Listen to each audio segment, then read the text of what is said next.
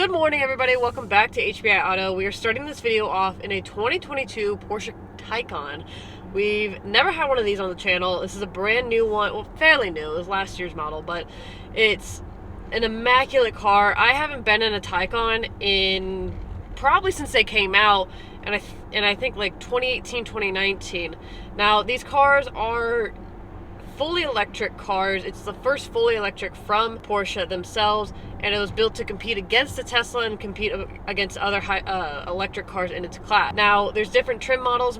It reminds me a little bit of a Panamera, just starting off there. Right now, we're in the base model. You have the S, the 4S, and then I believe there's one other. I think it's the GTS, I'm not too sure. But you have several different submodels. This one is the base, so it's at the lower end of the power band that you can get out of this car. Regardless, it is still a very fun car, and it's a very practical everyday driver car. So getting right into it, the power band for this car, you do get around, I think it's like up to 375 horsepower, which it's obviously not the fastest, but again, this is the base model version, so it's not going to be an exert amount of power you get. Now, if you step into the 4S or the higher end models of the higher end submodels of the Taycan, you will start to experience that insane power that they can get out of it, which is crazy. I remember the first time I rode in a Taycan, it was just unbelievable how fast it was, and it just feels like a slingshot, to be honest with you. Your range, you get up to, I think, pretty close to 300 miles on a charge, so it's not bad at all. It definitely beats out the Jeep Wrangler 4xe that we reviewed a couple weeks ago, where that one only got like 20 miles of electric range or something ridiculously low. If you've never driven or been in an electric car,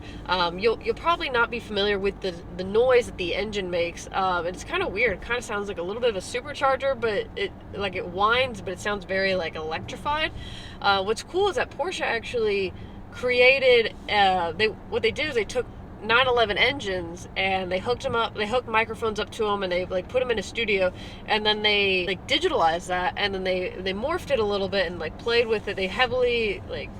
They changed all, like, everything about it to make it sound electric, but the heart of it comes from a 911, which is actually really cool. On the road, it's handling really well. These tires are really good. I don't know what brand of tires are on here right now, but we'll hop out and look.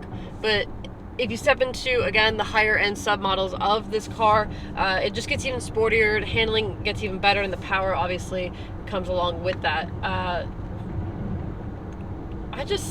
love Taycans. I think these cars look so much better than a Tesla. A lot of people are like so like fanboy over Tesla interiors. I think it looks good, and like the design looks good of an interior of a Tesla.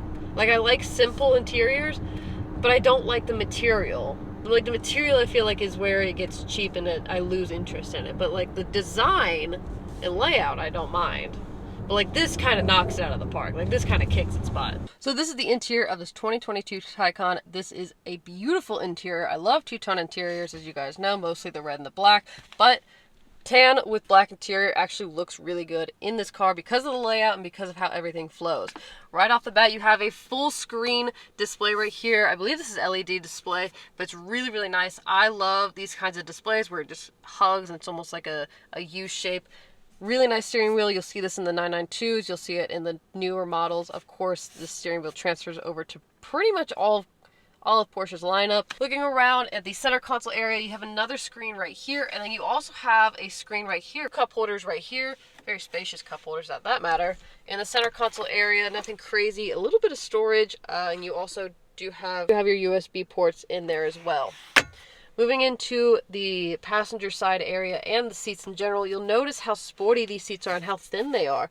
Now, I'll show you the back side of these in just a second, but look at this unique headrest right here. I love this design, and I love how these seats look and feel. They're very comfortable. They are fully heated and cooled seats, and they are fully adjustable memory seats, and I just love how sporty it is, and I love the look and design of it. Over here, you'll see like the piano black finish right there. You'll notice these like little gold champagne finishes, which I really like. That's a really nice accent piece right there.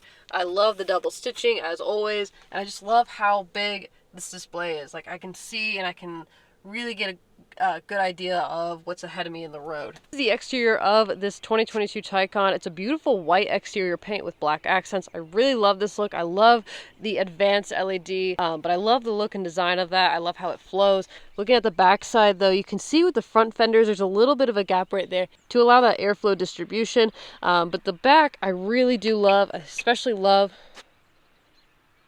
car just locked itself. Okay, it's full brake light right here as well as tail lights, and I really love this design. I love how it's carried over through all sorts of different models and submodels of cars that Porsche carries. You do have dual trunk space starting with the back.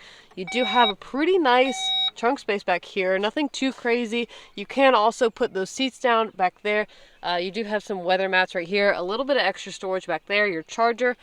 And then you also have your manual book right here. But looking at the front, it's not as impressive as I had hoped. Unfortunately, it is a little bit smaller, but that is because the engine does sit up here. So all that is engine area. But the front space in general is just, it's kind of small. It's a little disappointing. You can see my bag fits there, and that's kind of it. I mean, you could probably put another bag on top, but for this sake, it's not as impressive as I had hoped. That is going to wrap it up for today's video, guys. If you enjoyed this video, please give it a huge thumbs up. If you are interested in this 2022 Taycan, I've left the link in the description below. You'll notice that the link is probably a little bit different. That is our partner dealership down in the Charlotte and Huntersville, North Carolina area. So if you are curious, click that link or get in contact with us through social media, through email, or just give us a call and say, hey, saw the really cool video of the 2022 Taycan. I'm interested in the car.